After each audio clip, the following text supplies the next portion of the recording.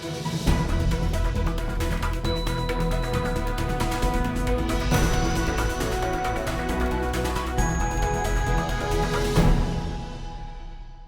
and thank you for joining us today for this brief interview in which I'm delighted to say we have Geraint Williams with us. Geraint is Technical Director and Global PFAS Practice Lead at ALS Laboratories.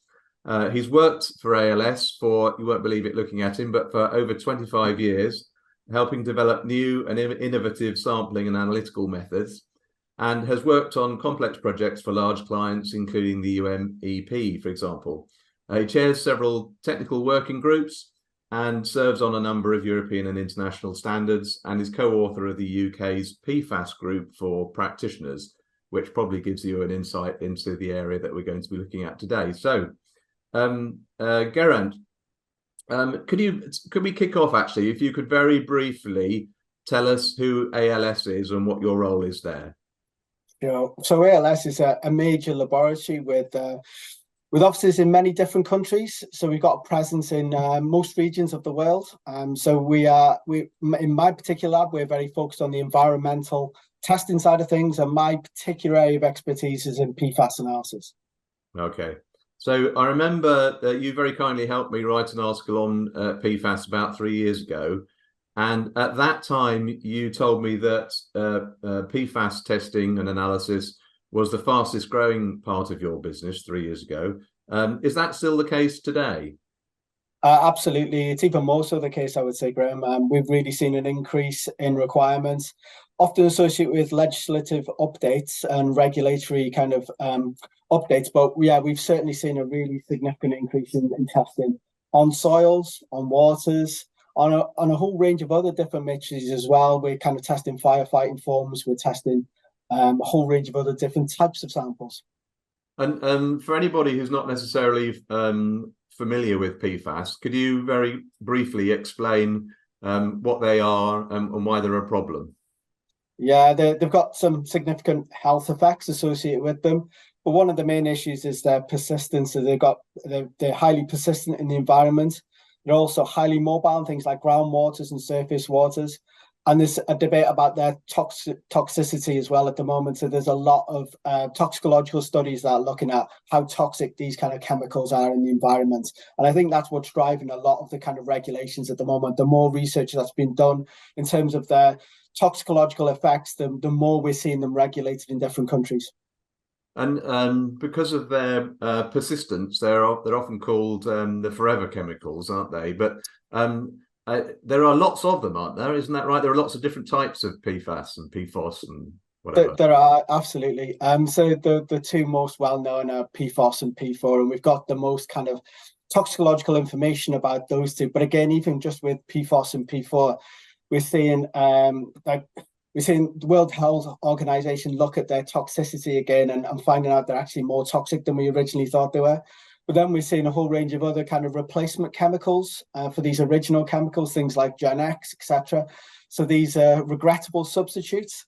But we're looking at a much greater number and greater subset of PFAS as well. We're looking at things like fluoroethyl alcohols, which are more volatile, more neutral PFAS. So there's been a lot of work which has been focused on some of these other types of subsets of PFAS as well. I just think from a lab's perspective, it's going to be it's a never-ending kind of story of trying to keep up with regulations, but trying to understand what clients' requirements are in the future.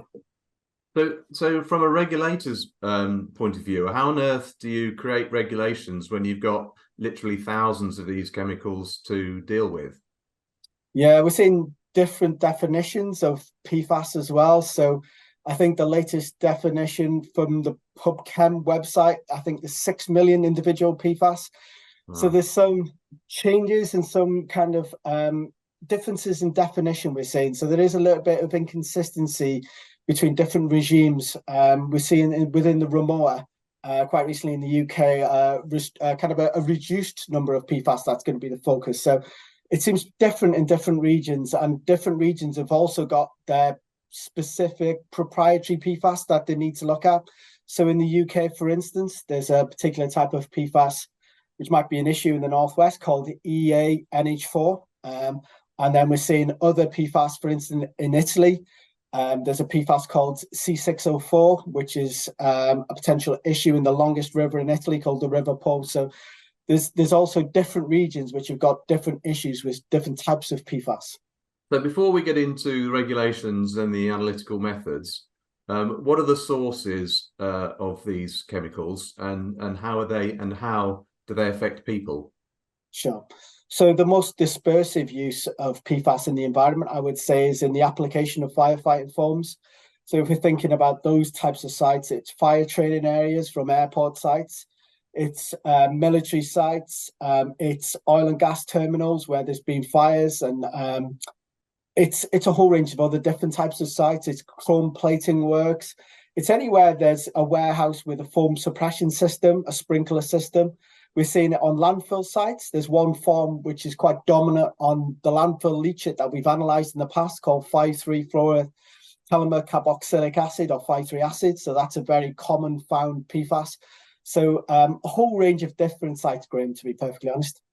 And are these historical problems? I mean, we've known about PFAS being a problem for a long time, highlighted by a Hollywood film even. So have people stopped using them now, or are we just dealing with the legacy? Well, there's a potential restriction which the European Chemicals Agency have just provided some additional information on. That was published this last week, actually. So there is initiatives across the world to restrict PFAS. But for things like firefighting foams, it's interesting actually, because PFAS are not the only nasty chemical in firefighting foams. We're also seeing things like siloxanes. So maybe in the future, some things like siloxanes might be the new PFAS. Right. Okay. So then let's move on to regulations and analytical methods. I know that when we spoke before 3 years ago, I think ALS and probably yourself had been heavily involved in the development of what became a popular method for the time. Was it top analysis? Is that still the main method? So the main targeted method, very recently, DWI came up with a list of 47 PFAS. That's a targeted list we run by standard, what's called LC triple quad. So we're analysing those kind of targeted analysis suites most regularly, I would say. Where there's issues with AFFF, aqueous film forming foam, impacted soils and groundwaters, I think there's a requirement to look at non-targeted techniques such as top assay, total oxidizable precursor assay. With that particular test, you get two sets of data. The first set of data is very similar to the original targeted analysis. The second set of data gives you a kind of an indication of the potential future liabilities from the site. We use things like persulfate, we use heat, we use sodium hydroxide to kind of mimic worst cases in the environment. And that gives you an idea of what potential precursors might be present, because we haven't got standards for all the constituents in firefighting foam, but what is in firefighting foam can biotransform in the environment over a number of years.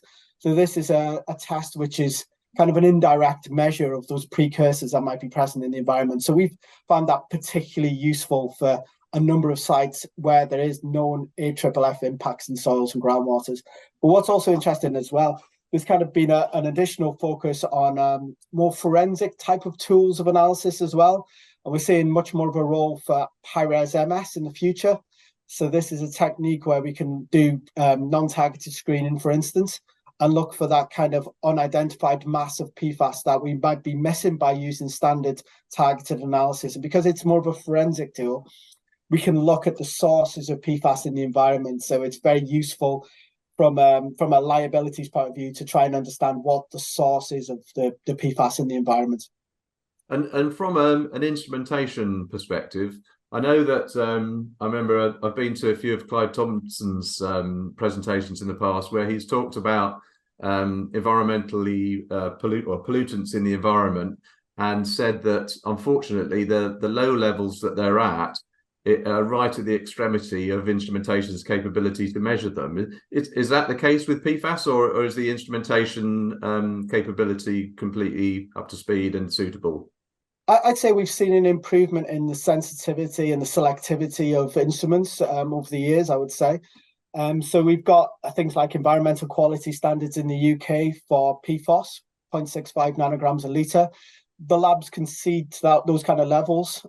We were looking at levels of 0.09 nanograms a litre when we're involved in the chemical investigations programme. So there's a requirement to go below the EQS.